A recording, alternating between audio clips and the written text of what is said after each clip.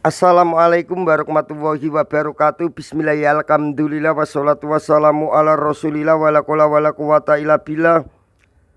Allahumma sholli ala sayyidina Muhammadin wa ala ali sayyidina Muhammad. Amma ba'du. Bismillahirrahmanirrahim. Qala al-mu'allif rahimahullahu ta'ala wa nafa'na bihi wa bi ulumihi wa amadana fi asrarihi wa adda alaina bi barokatihi fid dharaini amin ya rabbal alamin. Bismillahirrahmanirrahim. Wa angtuma lan lapat angtuma lil musannah krana duduake makna isim tasniyah iku sawaun padha uga kana utawi ana apa musannah iku mundakkaron rupa mundakkar au mu'anasan utawa rupa mu'anas fi naqwi qaulika ing dalem umpamane pengucap sira angtuma ka imani. Angtuma utawi sira loro iku ka imani kang ngadeg karuni fa'an mongko utawi huruf an dhamiru raf'in rupane dhamir makal rufa mungfasilun kang mungfasil iku muftadaun dadi muftada apa huruf an mabniyun kang dimabniake apa huruf an ala sukuni ing atase karo kat sukun fi makali raf'in ing dalem panggonane rufa. Wa ta'u utawi huruf ta iku karfu kitabin huruf kitab wal mimu utawi huruf mim iku karfu imatin huruf penyanggah atau huruf sandaran. Wal alifu utawi huruf alif iku karfun huruf dalun kang duduake apa huruf ala tasniati ing atase makna isim tasniyah. Wa ko imani utawi lapat ko imani iku kobarul muftadai dadi kobare muftada marfuun kang diwaca rufa apa lapat ko imani bil alifi kelawan nganggo huruf alif li anahu krana sak temene lapat ko imani iku musanna rupa isim tasniyah. Wa antum lan lapat antum li jam'i dukuri krana duduake makna jamak pira-pira wong lanang akeh al muqatabina kang dikitopi kabeh fi naqwi qaulika ing dalem umpamane pengucap sira antum qaimuna. Antum utawi sira kabeh wong lanang iku qaimuna wong kang ngadeg kabeh. Fa'an mongko utawi huruf an dhamiru raf'in rupane dhamir makal rufa mungfasilun kang mungfasil iku muftadaun dadi muftada apa huruf an mabniyun kang dimabniake apa huruf an ala sukuni ing atase karo kat sukun fi makali raf'in ing dalem panggonane rufa. Wa ta'u utawi huruf ta iku karfu kitabin huruf kitab wal mimu utawi huruf mim iku alamatul jam'i dadi alamati jamak. Wa qaimuna utawi lapat qaimuna iku kobarul muftadai dadi kobare muftada marfuun kang diwaca rufa apa lapat qaimuna bil wawi kelawan nganggo huruf wawu li anahu krana sak temene lapat qaimuna iku jam'u mundakarin rupa isim jamak mundakar. Salimun kang selamat apa jam'u mundakarin. Wa angtuna lan lapat angtuna li jam'il inasi krana duduake jamak pira-pira wong wadon akeh al muqatabati kang diajak guneman kabeh fi qaulika ing dalem pengucap sira. Angtuna qaimatun. Angtuna utawi pira-pira sira wadon akeh iku qaimatun wong kang ngadeg kabeh. Fa'an mongko utawi huruf an dhamiru raf'in rupane dhamir makal rufa mungfasilun kang mungfasil iku muftadaun dadi muftada apa huruf an. Mabniun kang dimabniake apa huruf an ala sukuni ing atase karokat sukun fi makali raf'in ing dalem panggonane rafa. Wa ta'u utawi huruf ta'e lapat angtuna iku karfu kitabin huruf kitab. Wa nunu utawi huruf nune lapat angtuna iku alamatu jam'in niswati dadi alamate jamak niswah. Wa qaimatun utawi lapat qaimatun iku kobarul muftada'i dadi kobari muftada marfuun kang diwaca rafa apa lapat qaimatun bidomati kelawan karokat doma ad-dhahirati kang pertelo apa domai lapat qaimatun. Wa huwa lan lapat huwa lil mufradi krana duduake makna wong lanang siji al ghaibi kang gaib mundakar fi nakwi kaulika ing dalem umpamane pengucap sira. Huwa qaimun huwa utawi wong lanang siji iku qaimun wong kang ngadeg. Fa huwa mongko utawi lapat huwa dhamiru raf'in rupane dhamir makal rafa mungfasilun kang mungfasil iku muftadaun dadi muftada apa lapat huwa mabniyun kang dimabniake apa lapat huwa alal fatki ing atase karokat fatkah fi makali raf'in ing dalem panggonane rafa.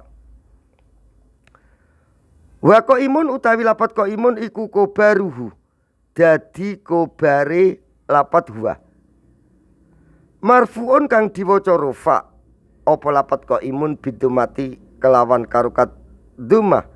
ad-dhahirati kang pertelo apa domai lapat qaimun. Wa hiya lan lapat hiya lil mufradati krana duduake makna mufrad al ghaibi kang gaibah wong wadon siji fi nakwi kaulika ing dalem umpamane pengucap sira. Hiya qaimatun hiya utawi wong wadon siji iku qaimatun wong kang ngadeg. Fa hiya mongko utawi lapat hiya dhamiru raf'in rupane dhamir rafa mungfasilun kang mungfasil apa lapat hiya iku muftadaun dadi muftada apa lapat hiya mabniun kang dimabniake apa lapat hiya alal fatki ing atase karokat fatkah fi makali raf'in ing dalem panggonane rafa. Wa qaimatun utawi lapat qaimatun iku kobaruhu dadi kobare lapat hiya dadi lapat qaimatun iku dadi kobare lapat hiya hiya qaimatun dadi hiya muftada qaimatun kobar marfuun kang diwaca rafa apa lapat qaimatun bidomati kelawan karokat doma ad-dhahirati kang pertelo apa domae lapat qaimatun. Wa huma lan lapat huma lil musana krana duduake makna isim tasniyah al ghaibi kang gaib sawaun iku padha uga kana utawi ana apa musanna iku mundakaron rupa mundakar au muanasan utawa rupa muanas fi nakwi kaulika ing dalem umpamane pengucap sira huma qaimani. Huma utawi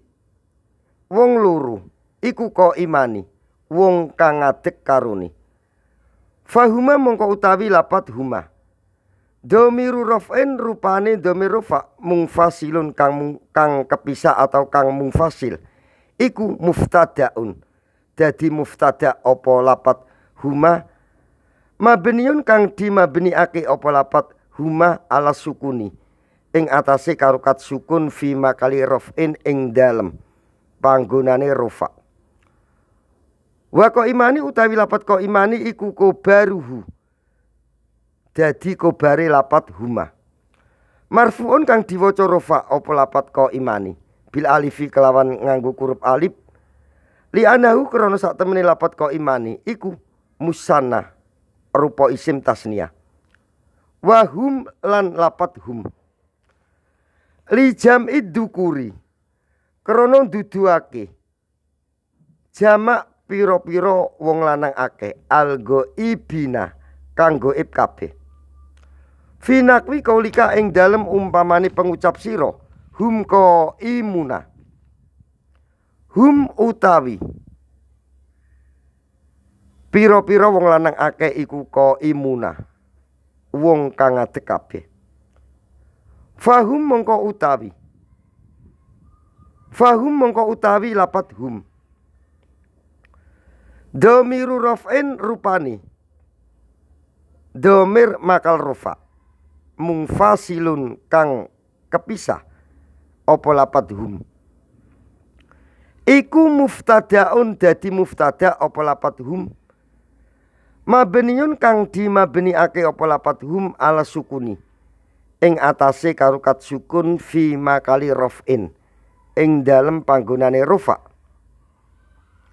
wa ko imuna utawi lapat ko imuna iku kobaruhu dadi kobare lapat hum marfuun kang diwaca rafa apa lapat ko imuna bil wawi kelawan nganggo huruf wawu li annahu krana sak temene lapat ko imuna iku jam'u mudakarin rupa isim jamak mudakar salimun kang selamat apa jamak mudakar wa huna lan lapat huna li jam'il inasi krana duduake jamak pira-pira wong wadon akeh algo ibati kang goib kabeh finakwi kaulika ing dalem umpamane pengucap sira huna qaimatun huna utawi pira-pira wong wadon akeh iku qaimatun kang ngadeg kabeh fahunna mongko utawi lapat hunna dhamiru raf'in rupane dhamir makal rufa mungfasilun kang mungfasil iku muftadaun dadi muftada apa lapat hunna mabniun kang dimabniake apa lapat hunna alal fatqi ing atase karukat fatkah fi makali raf'in ing dalem panggonane rufa wa qaimatun utawi lapat qaimatun iku kobaruhu dadi kobare lapat huna marfuun kang diwaca rafa apa lapat qaimatun bidomati kelawan karukat doma ad-dhairati kang pertelo apa domai lapat qaimatun summa innal musannifah mongko nuli sak temeni Kyai Musonef rokima mugi-mugi melasi hu ing Kyai Musonef sapa Allah Ta'ala iku masalah nyuntukake sapa Kyai Musonef liwuku ibadiah krana tumibani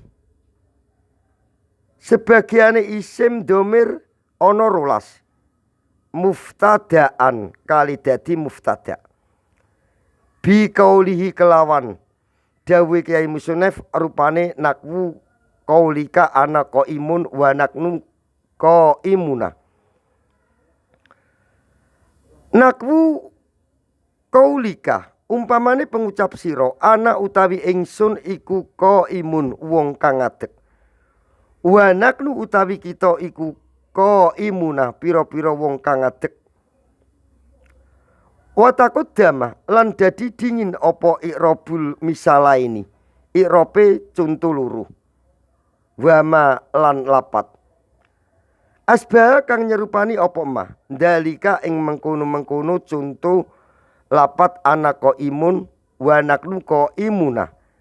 minal amsilati nyatani saking pira-pira conto asabiqati kang dingini apa amsilah wal kobaru utawi kobar iku kismani ana rung dumduman rupane mufradun sing nomor 1 mufradun kobar mufrad sing nomor 2 wa ghairu mufradin lan kobar ghairu mufrad Wal muradu utawi perkara kang dikarepake Kyai Musonef dawuh bil mufradi kelawan kobar mufrad huna ing kene panggonan iku makobar laisa kang ora ana apa ma iku jumlatan rupa jumlah wala sibha lan ora serupane jumlah walau kana lan senajan ana apa ma iku musanna rupa isim tasniyah au majmu'an utawa rupa isim jamak. Wal muradu utawi perkara kang dikarepake Kyai Musonef dawuh binggairil mufradi kelawan sakliyane kobar mufrad iku al jumlatu jumlah au sibwa utawa serupane jumlah wal jumlatu utawi kang aran jumlah iku al kalamu aran kalam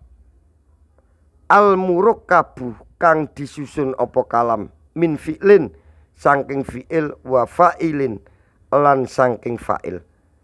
nakwu koma zaidun umpamane lapat koma zaidun koma wis ngadeg sapa zaidun sapa zaid disusun saking fi'il lan fa'il au min muftada'in utawa kalam kang disusun saking muftada wa kobarin lan saking kobar nakwu zaidun qaimun umpamane lapat zaidun qaimun zaidun utawi zaid iku qaimun wong kang ngadeg sapa zaid wal murakkabu utawi kalam kang murakkab atau utawi kalam kang disusun min fi'lin saking fi'il wa fa'ilin lan saking fa'il iku